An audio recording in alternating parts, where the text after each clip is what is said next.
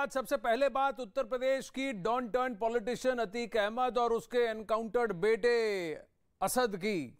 Umesh Pal murder case से जुड़ी एक बहुत बड़ी खबर इस वक्त आ रही है। प्रयागराज के धूमनगंज थाने में अतीक अहमद और अशरफ से लगातार क्वेश्चनिंग यानी पूछताछ चल रही है।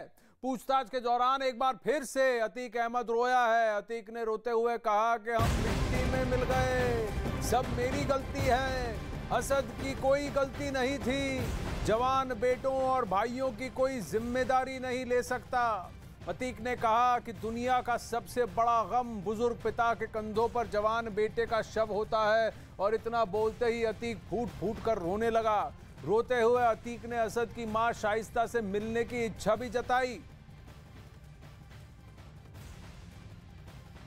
तो धूमनगंज थाने में इस वक्त सवाल जवाब पूछताछ चल रहा है। कस्टडी में सवाल जवाब चल रहा है। अतीक अहमद और उसके भाई अशरफ से कई सारे सवाल पूछे जा रहे हैं और इस दौरान अतीक फूट फूट कर रोया। क्या इसे एक स्ट्रैटेजी के तौर पर देखा जाए? जब दो बेटे पहले से ही जेल में बंद थे तो इससे पहले न्यूज़ 18 में हमने बताया कि कैसे न्यूज़ 18 के पास ये डिटेल्स आई कि अतीक ने खुद अपने बेटे असद को डांटते हुए कहा कि मैं यहाँ जेल में सड़ रहा हूँ और तू बैठ के बिरयानी खा रहा है। ये भी बताया गया कि असद ने ही पूरा अतीक के काम को संभाल रखा था और उसके गुंडा राज को आगे चला रहा था। तो तब अतीक अहमद को नहीं सूझा कि आखिरकार पाप का अंत विनाश ही है। बहुत सारे प्रश्न उठते हैं। अब क्यों रो रहे हो? अब पछताए क्या हो? तो भैया चिड़िया चुग गई खेत। ये सवाल अतीक से पूछना आवश्यक है। वहीं माफिया के बेटे के एनकाउंटर ने सनसनी मचा दी है, लेकिन इस एनकाउंटर के पीछे की इनसाइड स्टोरी और भी हैरान कर देने वाली है। असद ने जो प्लान बनाया था, अगर वो कामयाब हो जाता तो तबाही मच जाती। साबरमती टू प्रयागराज के रूट को लेकर असद का प्लान बेहद खौफनाक था। इसकी पूरी डिटेल ग्राउंड रिपोर्ट आइए आपको दिखाते हैं, देखिए।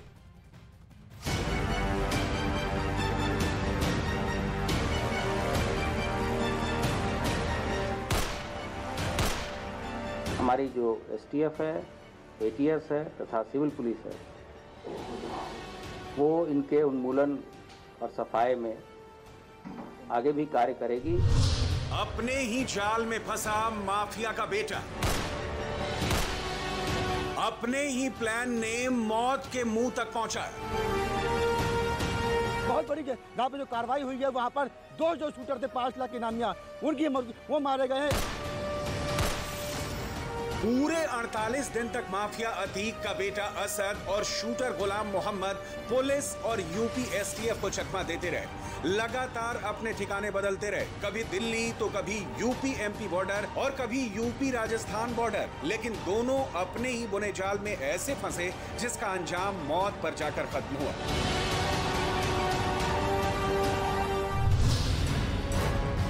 पुलिस के मुताबिक असद और उसके गुर्गों ने अतीक को छुड़ाने के लिए बड़ा प्लान बनाया था।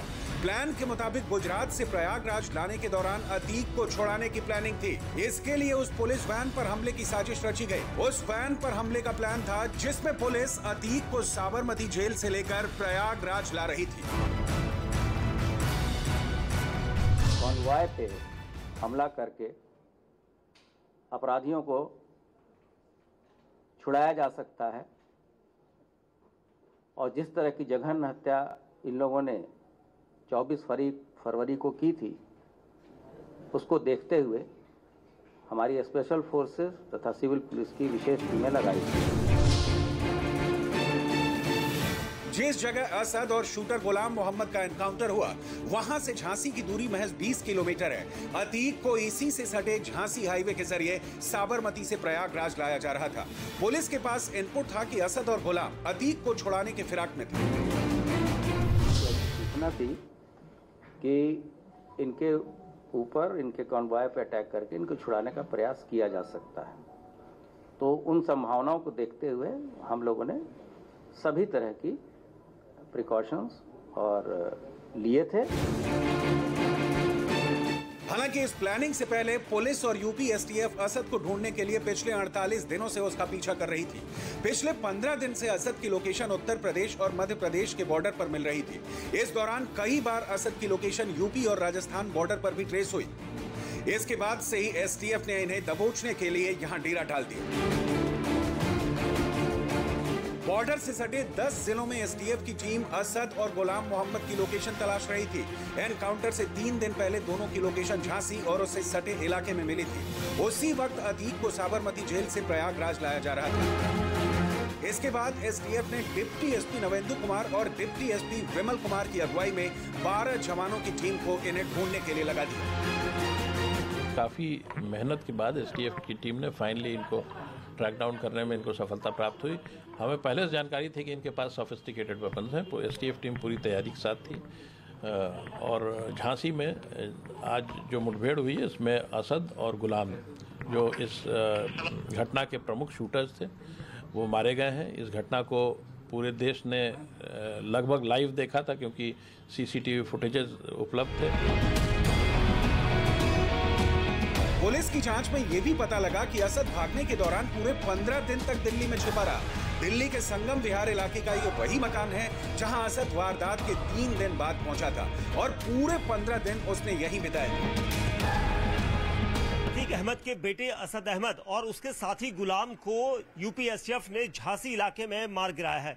ये दोनों वांटेड थे और 5 लाख के इनामी थे। लेकिन सबसे बड़ी खबर ये है कि दिल्ली के संगम विहार इलाके में 15 दिन रुका था असद अहमद। अपने साथी गुलाम जो शूटर था, इन लोगों ने उमेश पाल की हत्या की थी और उसके बाद से ही फरार हो गए थे। 24 फरवरी को होने वाली इस हत्याकांड के बाद 27 फरवरी को असद खालिद नाम के शख्स के इस घर में आया था और यहां पर 15 दिन रहा था और 14 मार्च को यहां से निकला था। यानी 15 दिन दिल्ली के संगम विहार के उस इलाके में रह रहा था। ये वो दोनों हथियार हैं जो एनकाउंटर के बाद असद और गुलाम के पास से मिले। इनमें एक है B88 की 7.63 बोर पिस्तौल और दूसरी ब्रिटिश बुलडॉग पिस्तौल। अब पुलिस को तलाश गुड्डू मुस्लिम की है जो प्रयागराज शूटआउट के केस का अहम किरदार था। झांसी से इस वक्त सबीना हमारे साथ लाइव है। गौरतलब है कि साबरमती टू प्रयागराज ट्रिप 1 में भी झांसी में लंबा हॉल्ट था और साबरमती टू प्रयागराज राउंड 2 में भी करीब 90 मिनट से ज्यादा का हॉल्ट झांसी में था और झांसी में ही पूरी तरह से इस कॉन्वॉय को अटैक करने का प्लान था। सबीना, पोस्टमार्टम रिपोर्ट क्या कहता है? आनंद, इस वक्त हम झांसी मेडिकल कॉलेज में अपनी मौजूदगी दर्ज करवाए हुए हैं। देर रात से हम यहां पर मौजूद हैं क्योंकि जैसे ही असद का और गुलाम का शव यहां पर पहुंचा, पोस्टमार्टम की ये पूरी प्रक्रिया यहां पर शुरू हुई जिसमें करीब 3 घंटे का वक्त भी लगा। लेकिन जो सवाल यहां पर खड़े हो रहे हैं कि आखिर उनकी डेड बॉडी को, उनके शव को लेगा कौन? पहले सवाल आ रहा था कि आखिर क्या परिवार का कोई सदस्य यहां पर आएगा, तो नाना, मौसा और मामा के आने का जिक्र हो रहा था। फिर सामने आया कि हो सकता है कि यहां से पुलिस प्रयागराज में सुरक्षा के बंदोबस्त के बीच में ले जाए क्योंकि गुलाम के परिवार ने मना कर दिया। अब जो खबर निकलकर पुख्ता तौर पर सामने आ रही है वो ये कि परिवार के सदस्य ही इस शव को लेकर जाएंगे प्रयागराज तक, फिर चाहे वो असद का परिवार का कोई सदस्य हो या गुलाम के परिवार का कोई सदस्य हो। और जैसा कि आपने कहा कि अब पछताए होत क्या जब चिड़िया चुग गई खेत, क्योंकि जब जागो तभी सवेरा तो होता है, लेकिन यहाँ जागने में बहुत देर हो चुकी है। जागने में देर भी हुई है। सबसे बड़ी बात, इनको इसका कोई गम नहीं था जो कृत्य कर रहे थे। अगर पिता ने ही अपने बेटे को कहा कि जाकर इसको खत्म करो और कुछ करो, इंतजामात करो, तो तब तक इनको सब ठीक लगा। अब पकड़े गए, एक सजावार है, मुजरिम करार है बाप, और बेटे को एनकाउंटर में मार दिया, तो अब आपके आंसू फूट रहे हैं। सेंट्रल एजेंसी के सूत्रों के मुताबिक 24 फरवरी को वारदात को अंजाम देने के बाद असद फरारी के वक्त 4000 किलोमीटर तक अलग अलग राज्यों, शहरों में भागता रहा था। 4000 किलोमीटर भागने के बाद आखिर में 400 किलोमीटर दूर झांसी में ही उसका एनकाउंटर कर दिया गया। 24 फरवरी को मर्डर करने के बाद 25 फरवरी तक प्रयागराज में घर में छुपा था असद। फिर जब इंटेंसिटी बढ़ी, सर्च कॉम्बिंग ऑपरेशन बढ़ा, हीट बढ़ गया वहां पर, 26 फरवरी को असद प्रयागराज से बाइक से कानपुर निकल गया था। फिर 28 फरवरी को कानपुर से दिल्ली के आनंद विहार वो पहुंच गया था। किसी भी सफर में असद ने ट्रेन में सवारी नहीं की थी। आनंद विहार से दिल्ली के जामिया और संगम विहार में वो छिपा रहा था। संगम विहार का वो घर हमने आपको दिखाया, जहां 15 मार्च को 15 दिन तक वो ठहरा था। फिर वहीं 15 मार्च को असद संगम विहार से राजस्थान के अजमेर चला गया। वहां कुछ दिन रहने के बाद असद अजमेर से मुंबई भाग गया था। मुंबई में कुछ दिन रहने के बाद वो बस से नासिक चला गया था, जिसके बाद नासिक से वापस असद कानपुर पहुंच गया और कानपुर से पुलिस से बचने के लिए असद झांसी पहुंच गया था, जहां उसने अपने पिता को छुड़ाने के लिए प्लान बनाया था।